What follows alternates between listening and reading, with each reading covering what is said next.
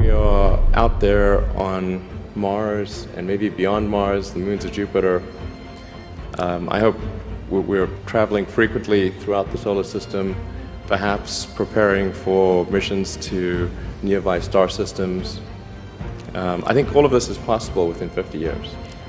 And I think that would be very exciting to do that. And I think we'll see autonomy and artificial intelligence advance tremendously.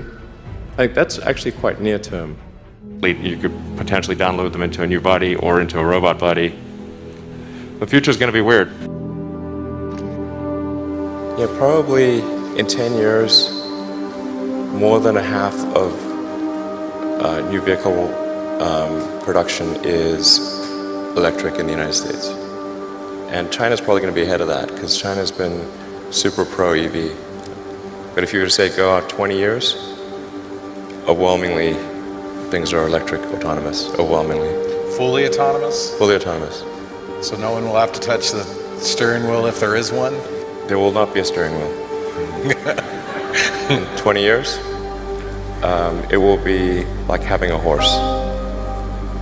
People have horses, which is cool. But so having a regular car will be like having a horse. Is that what you're saying? Yeah, yeah. And there will be people that have, you know, non-autonomous cars, like people have horses.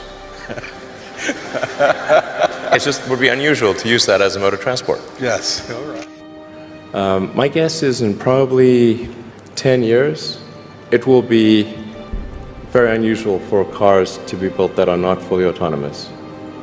10 years. 10 years from now. Yeah. I think almost all cars built will be capable of full autonomy in about 10 years. Getting in a car will be like getting in an elevator. You just tell it where you want to go, and it takes you there with extreme levels of safety. And that'll be normal. It'll just be normal. Like for elevators, there used to be elevator operators. You get in, there'd be a guy moving a lever. Now you just get in, you press the button, and that's taken for granted. Think we'll make contact with alien within the next 50 years? Well, that's a really tough one to say. I mean, if there are super intelligent aliens out there, they're probably already observing us. That would seem quite likely, and we just are not smart enough to realize it. But I can do some back-of-the-envelope calculations, and any advanced alien civilization that was at all interested in populating the galaxy, even without exceeding the speed of light, even if you're only moving at, say, 10 or 20% of the speed of light, you could populate the entire galaxy in, let's say, 10 million years. Maybe 20 million years max. This is nothing, you know, in the grand scheme of things. There's going to be people out there that we can have a base on the moon. We're going to have a city on Mars. Maybe go further, moons of Jupiter and everything. I think that's a very exciting future, and I think most people do. And you seriously want to be buried on Mars? Just not on impact. Yeah. I mean, if you're gonna listen, we're all gonna die someday. So if you're gonna die someday, I'm like, okay, do you want to be buried on Mars or Earth? I'm like, Mars sounds cool. Born on Earth, die on Mars. That's you know, if you've got the choice. There are a lot of negative things in the world. There's a lot of terrible things that are happening all over the world, all the time.